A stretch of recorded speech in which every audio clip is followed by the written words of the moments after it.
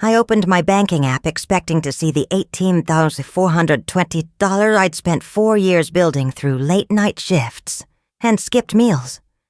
Instead, the number on the screen hit me like a brick, $0.47. At first, I thought it was a glitch, until I saw the withdrawal record, my brother's name. The same brother my parents worshipped, the same one who hadn't worked a day in months. And they weren't even hiding it. They told me to let it go because he'd used it for his girlfriend. That was the moment I decided. They would regret thinking I'd stay quiet. 3 jobs. That's what it took to keep my dream of a debt-free degree alive. Mornings behind the espresso machine at the cafe on Main Street. Afternoons tutoring high school kids in algebra. And weekends cleaning the back offices of a law firm downtown. It wasn't glamorous, and it definitely wasn't easy. But every dollar I earned brought me closer to the life I wanted. My parents liked to say Ryan and I were so different, though they never admitted what that actually meant. To them, Ryan needed protecting, shielded from the harsh realities of the world, while I was capable and independent. That was code for he got help, and I didn't. When bills came due, my parents quietly covered for him. When I asked for a ride because the bus had broken down, I got a lecture about self-reliance. Lately, Ryan had been showing up to family dinners with gifts that made me raise an eyebrow. Gold bracelets, designer handbags, even a weekend getaway to the coast for his new girlfriend, a girl named Madison. Ryan didn't have a job. He hadn't had one in almost a year. Yet somehow, he was living like he'd just won the lottery. I told myself it wasn't my business. I had enough on my plate without trying to untangle his. One Thursday morning, while waiting for my shift at the cafe to start, I pulled out my phone to check my bank account. It was just routine. I liked to see the balance, to remind myself the sacrifices were worth it. I had $18,420 saved, every penny accounted for, destined for next semester's tuition. The screen loaded and my stomach dropped so hard I thought I might faint. $0.47. At first, my brain refused to process it. I refreshed the page, certain it was a glitch. The number didn't change. My heart pounded as I tapped into the transaction history. One line stood out. Black text that felt like it was burning into my vision. Withdrawal. $18,420. Next to it was a name I knew too well. Ryan Carter. For a full minute, I just stared, willing it to be some kind of mistake. There had to be a reason. Maybe he'd meant to transfer it back immediately. Maybe our accounts had somehow gotten crossed. But deep down, even before I called my parents, I knew. When I did call, my mother answered on the second ring. "Oh, Emily," she said, in that tone she used when she was about to smooth over something ugly. "Mom," I said, my voice shaking. "Ryan emptied my tuition account." A pause, then, "He needed it, honey.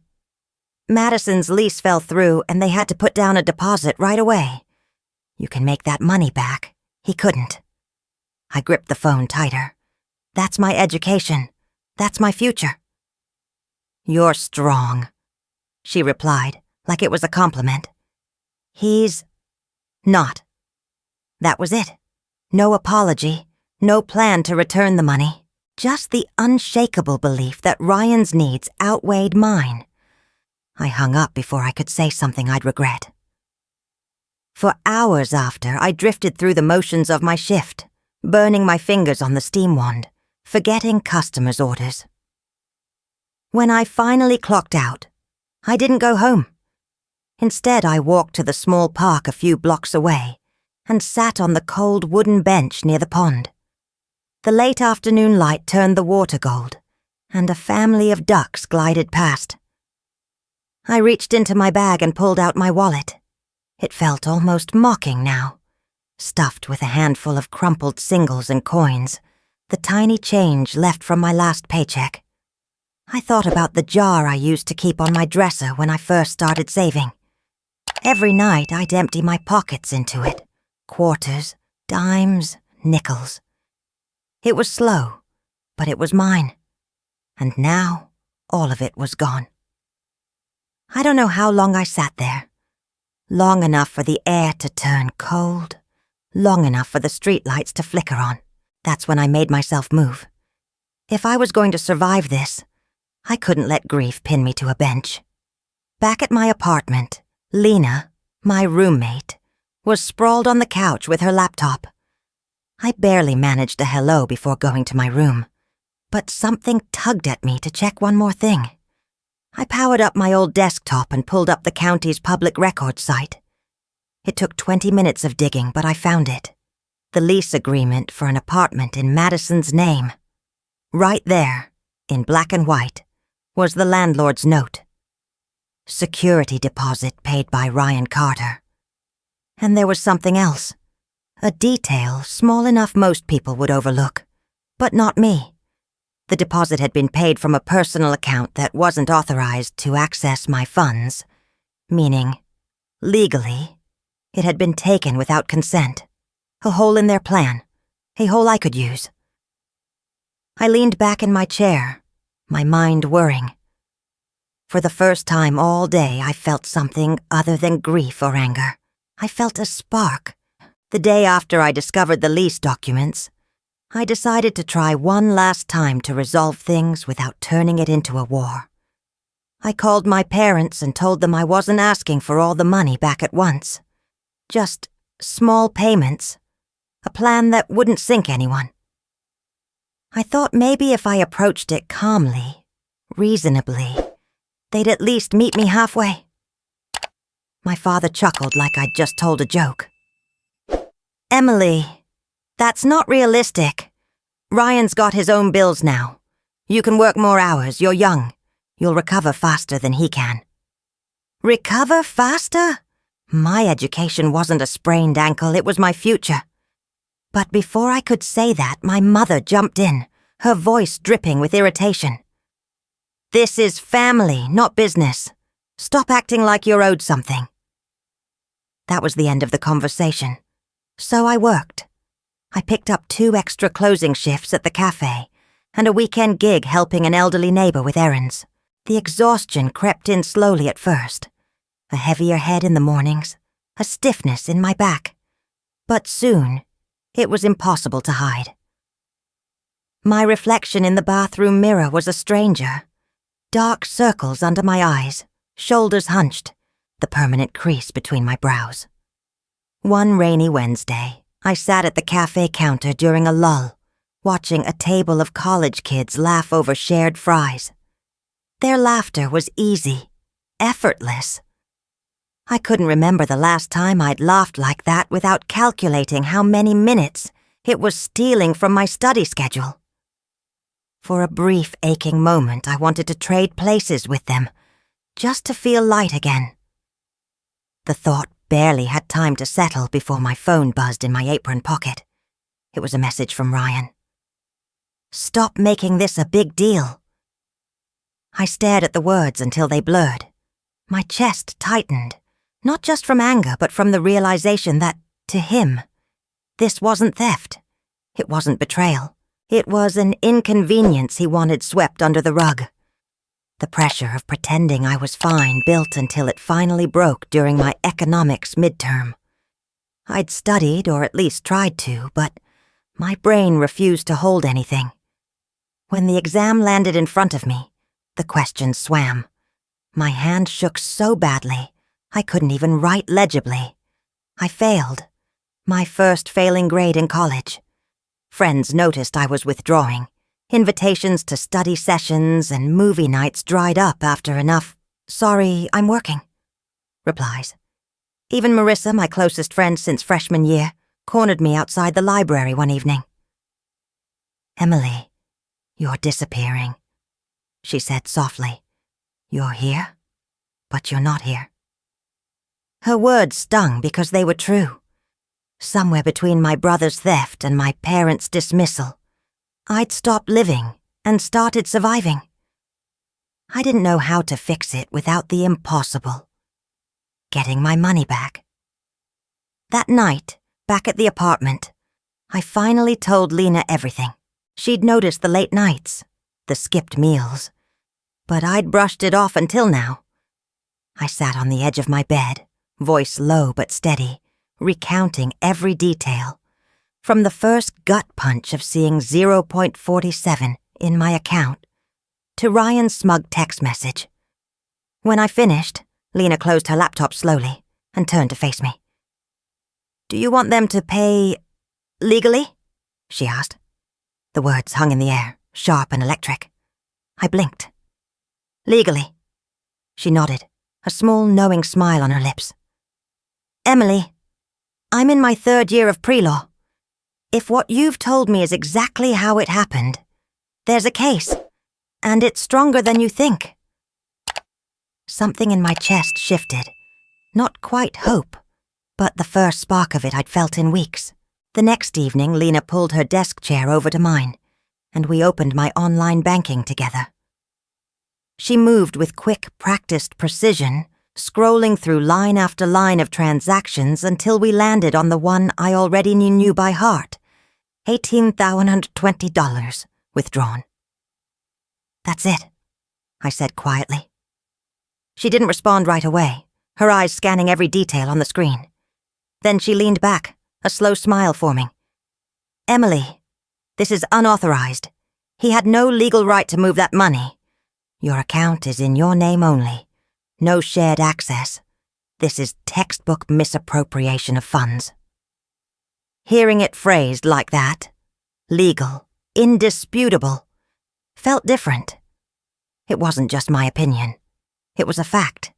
We spent the next hour combing through every statement for the last 6 months, documenting transfers, printing PDFs, highlighting dates and amounts. Lena even created a color-coded spreadsheet, her law student brain thriving in the details. The more we dug, the more solid my case looked. By the time midnight rolled around, we were starving. We ordered a large pepperoni pizza from the 24-hour place down the street. Sitting cross-legged on the living room floor, boxes open between us, the air smelled of melted cheese and something else. Possibility. For the first time in weeks, I laughed.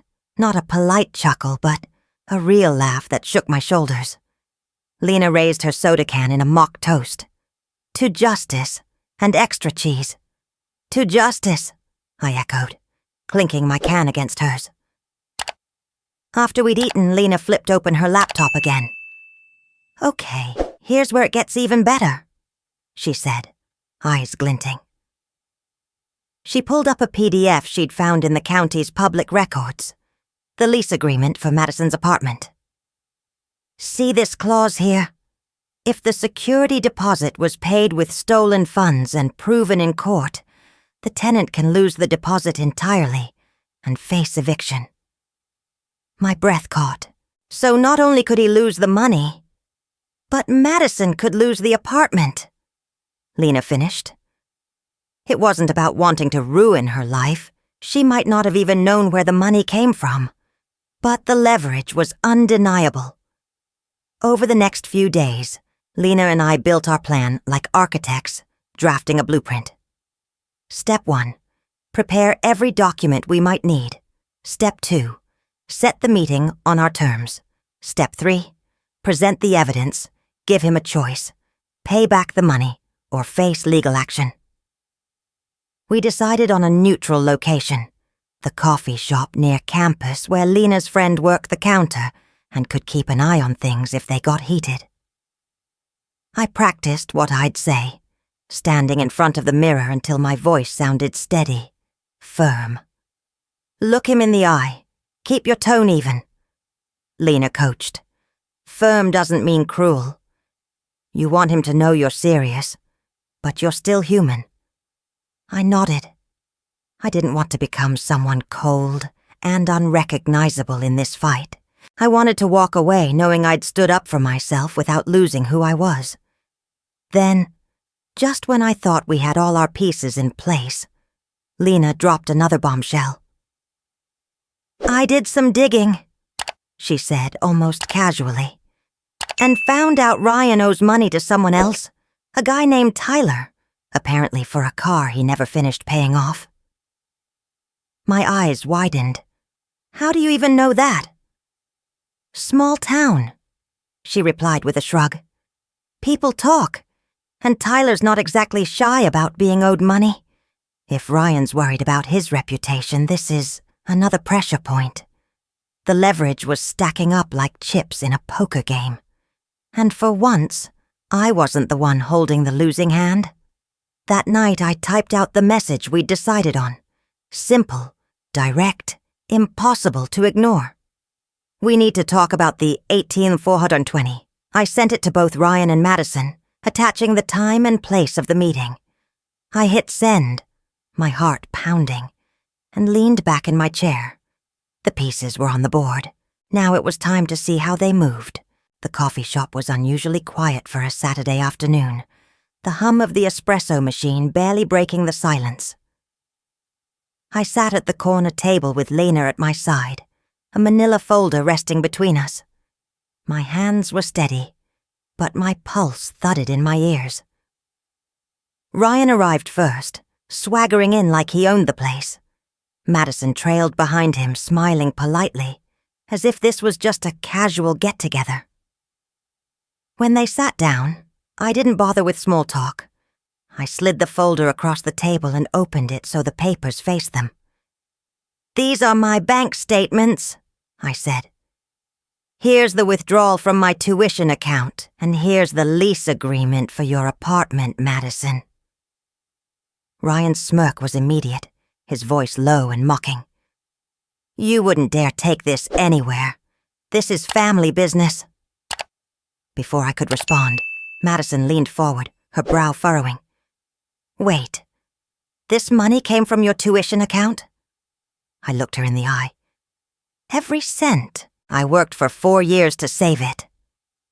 Her face paled. She turned to Ryan, her voice sharp. "You told me it was from your savings." Ryan's jaw tightened. "Does it matter? We needed the place." "It matters to me," she snapped, pushing her chair back slightly. "I don't want to live somewhere bought with stolen money." The tension at the table was electric. Ryan tried to redirect his glare at me, but I didn't flinch. That's when Lena spoke, her tone even and professional. "Ryan, we've already spoken to a lawyer. This is an unauthorized withdrawal. If Emily files a complaint, you could be charged. And if the court determines the deposit was made with stolen funds, Madison could lose the apartment entirely." For the first time, the color drained from Ryan's face. His mouth opened, then closed again, like he was calculating just how bad this could get. Madison crossed her arms. "You fix this, or I'm out." What followed wasn't a negotiation so much as a cornered man grasping for a way out. Ryan asked if I could just take half now, and the rest later. I shook my head. Lena laid it out in simple terms. Full repayment, documented in writing, or we move forward legally. He left that meeting without committing, but 2 days later I got the call. Ryan was selling his car, the flashy one he'd bought a year ago with what he called good luck money. The sale covered nearly all of what he owed. A week later, the transfer hit my account, $18,420, down to the exact cent. But the money didn't solve everything. My parents called that same night, their voices tight with anger. "You embarrassed the family," my father said. My mother was worse. "This should have been handled privately. You've humiliated your brother." I let them talk, offering nothing in return. There was no point defending myself to people who couldn't, or wouldn't, see past their favoritism. Then Madison called me. Her voice was calmer now, apologetic. "I didn't know Emily, I swear. But thank you for telling me. I've moved out." It was a small victory, but it meant something. The truth had spread beyond the bubble my parents wanted to keep it in. That night I lay on my bed staring at the ceiling. The room was dark except for the sliver of streetlight through the blinds. Tears slid down my temples into my hair. Not from sadness alone, but from the release of tension I'd been holding for weeks. I'd gotten my money back, but the cost had been heavier than I'd imagined. For the first time in a long while there was quiet. No buzzing phone with dismissive texts. No arguments over dinner. Just silence. I thought about what Lena had said for early on. Firm doesn't mean cruel. I hadn't set out to destroy anyone, but I had refused to be erased. That thought settled over me like a blanket. Warm. Grounding. My phone buzzed on the nightstand. I reached for it, half expecting another round of accusations. Instead, it was a single message from my mother. "I'm proud of you. And I'm sorry." I stared at the words until they blurred, unsure if they were a bridge or just a temporary truce. Either way, it was more than I'd expected. The first morning I laced up my old running shoes. The air was cool and still. My breath came in short bursts at first, my legs heavy from months of exhaustion. But with every step, something inside me started to loosen. By the third lap around the park, I felt a clarity I hadn't touched in a long time. Running became my ritual. I swapped late-night instant noodles for real meals, fresh vegetables, grilled chicken, food that didn't come from a takeout box. The changes were small, but each one was a promise to myself. You matter. I started writing in a journal again, something I'd abandoned during the chaos. Every morning I filled a page with gratitude. Sometimes it was big. I got my tuition back. Sometimes it was small. The barista gave me a free muffin today, but the entry I kept returning to was the same. I am proud of myself for standing up for me. One Tuesday afternoon, as I was checking my email between classes, I found a message with the subject line, "Thank you." It was from a student named Kelsey at another university. She'd read a short post I'd made on a student forum about my situation. "I thought I was the only one," she wrote. "My brother took out a loan in my name without telling me. Your story made me feel less alone and braver. I'm talking to my school's financial aid office tomorrow." I read the email twice, then 3 times. It was strange and humbling, knowing my mess had somehow become someone else's map. A week later, another message landed in my inbox. This one from the campus financial literacy program. They were hosting a seminar on student financial protection and wanted me to share my experience. My stomach twisted at the thought of speaking in front of strangers, but there was something in me that knew I couldn't say no. Standing at the podium a month later, I looked out over rows of students, some wide-eyed, some scribbling notes. I told them everything, from the first shock of seeing my empty account to the relief of reclaiming it. I told them about boundaries, about knowing your rights, and about the strength that comes from refusing to be silent. When the applause came, it was warm and sustained, and for the first time I realized my story wasn't just mine anymore. At home, the changes were slower. I kept my boundaries with my family firm but polite. Calls were shorter, visits less frequent. I no longer let guilt push me into giving more than I could afford, financially or emotionally. Lena and I marked the end of finals week with a trip to the lake. We sat on the dock, eating ice cream cones that dripped down our wrists, laughing about nothing in particular. The sun was setting, the water shimmering in gold, and for once, the world felt uncomplicated. "You know," Lena said, leaning back on her elbows, "you're not the same person you were a few months ago." I smiled. "I know, and I'm okay with that." Back in my room that night, I was sorting through emails when I saw a name I hadn't expected. Ryan Carter. The subject line was simple. I want to make things right. I stared at it for a long time, my cursor hovering over the unopened message. My heart was steady, not racing like it once would have. Whatever was inside, I knew one thing. This time, the choice of what happened next was mine. It was a Sunday afternoon when Ryan called and asked if I could come over for dinner. His voice sounded different, hesitant, almost uncertain.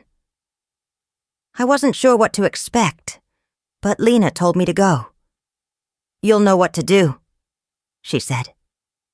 When I walked into my parents' living room, the whole family was there. My father stood awkwardly near the fireplace, my mother busying herself in the kitchen. Ryan sat at the dining table, his hands clasped in front of him. "I owe you an apology," he began, not looking at me at first. "Not just for taking your money, but for making you feel like you didn't matter. I was wrong." It wasn't eloquent, but it was real. I could hear it in his voice, see it in the way his shoulders sagged. "I accept your apology," I said, keeping my tone calm. "But I need you to understand. Things can't go back to the way they were. I'm not going to forget, and I won't put myself in that position again." He nodded, and for once didn't try to argue. In the weeks that followed, the shift in my family was subtle but noticeable. My parents stopped making excuses for Ryan and started asking about my life with genuine interest. When we sat down for dinners, the air wasn't thick with unspoken tension. Conversations flowed more evenly, no longer orbiting entirely around Ryan's needs. One evening, as we sat down to a quiet family meal, I realized something. I wasn't holding my breath anymore. I could pass the mashed potatoes without feeling the weight of every past slight. It wasn't perfect, but it was better. A few days later, an envelope arrived in my mailbox. Inside was an offer letter from a company I'd admired for years, an internship that could turn into a full-time position after graduation. My hands trembled slightly as I read it. This was the opportunity I'd been working toward all along. Graduation came faster than I expected. The ceremony was held in the campus stadium, the air buzzing with excitement. Lena sat in the front row of the guests section, waving like a proud sister when my name was called. As I crossed the stage to accept my diploma, I caught her eye and mouthed, "Thank you." She just smiled and nodded as if to say, "You did this yourself." After the ceremony, I joined a student advocacy group dedicated to protecting financial rights for college students. We hosted workshops, created resource guides, and gave students the tools to protect themselves from the kind of betrayal I had faced. Every time I stood in front of a room full of young people, I thought of Kelsey's email and how one story could ripple outward. Months later, I sat at my desk, laptop open, reviewing notes for an upcoming training I was leading. My phone buzzed, a reminder of my flight in 3 hours. I closed the laptop, stood, and looked at the packed suitcase by the door. This trip was for a consulting project in another city, helping a university set up their own financial protection program. I paused for a moment, letting it sink in. The girl who once thought her entire future had been stolen now had the power to help protect others from the same fate. This time, I whispered to myself, picking up the suitcase handle, "I'm investing in myself." As I walked out the door, I felt the full arc of my journey settle into place. The anger and betrayal had led to action. The action had brought healing, and the healing had opened doors I hadn't even known existed. I didn't know exactly what the future held, but I knew this. Whatever came next, I was ready.